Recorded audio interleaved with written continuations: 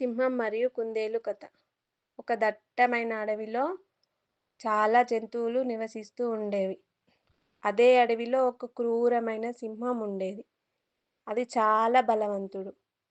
ప్రతిరోజు అడవులో జంతువులను చంపి తినేది.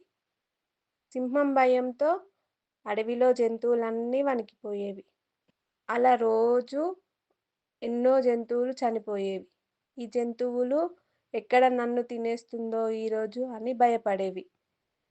ఒకరోజు జంతువులన్నీ కలిసి ఒక నిర్ణయం తీసుకున్నాయి. ఇలా సింహం మన దగ్గరకచ్చి తినకుండా, మనమే స్వయంగా రోజుకొకరం ఆహారంగా వెళ్దాము అని నిర్ణయించుకున్నాయి. ఆ అడవిలో ఉన్న జంతువులన్నీ సరే అని సింహం దగ్గరికెళ్ళి చెప్తాయి. ఆ సింహం కూడా సరే అని అంటుంది.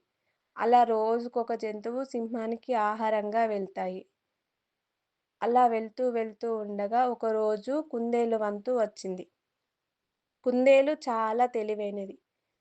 సింహం చేత చనిపోవడం కన్నా బుద్ధితో దాన్ని ఓడిద్దాము అని అనుకుంటుంది. అలా కుందేలు ఆలస్యం చేసి నెమ్మదిగా సింహం దగ్గరికి ఎళ్తుంది. సింహానికి చాలా ఆకలి వేస్తుంది. అప్పుడు సింహం గట్టిగా గర్జించి, "ఎందుకు కుందేలు నీకింత ఆలస్యమైంది?" అని అడుగుతది.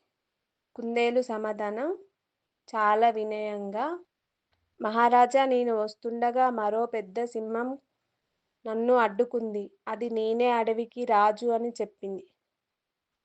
అది విన్న సింహం భయంకరంగా కోపగించుకొని, "ఆ సింహం ఎక్కడ ఉంది?" అని అడిగింది. కుందేలు సింహాన్ని, "రండి మహారాజా, నేను తీసుకువెళ్తాను" అని కుందేలు సింహాన్ని తీసుకొని ఒక బావి దగ్గరికి వెళ్తుంది. ఆ బావిలో ఆ సింహం ప్రతిబింబాన్ని చూపించి, "అదే మహారాజా, నన్ను అడ్డుకున్న సింహం" అని చెప్తుంది. ఆ సింహం ఆ ప్రతిబింబాన్ని చూసి, అదే తన నిజమైన శత్రువుగా భావించి, గట్టిగా గర్జించి ఆ బావిలోకి దూకుతుంది. ఆ బావిలో నుంచి పైకి రాక సింహం అక్కడే చనిపోతుంది. పిల్లలు, ఈ కథ వల్ల మనము ఏం తెలుసుకున్నాము? కండబలం కన్నా బుద్ధి బలం గొప్పది. Thanks for watching. Please like, share and subscribe to Kids School Bag.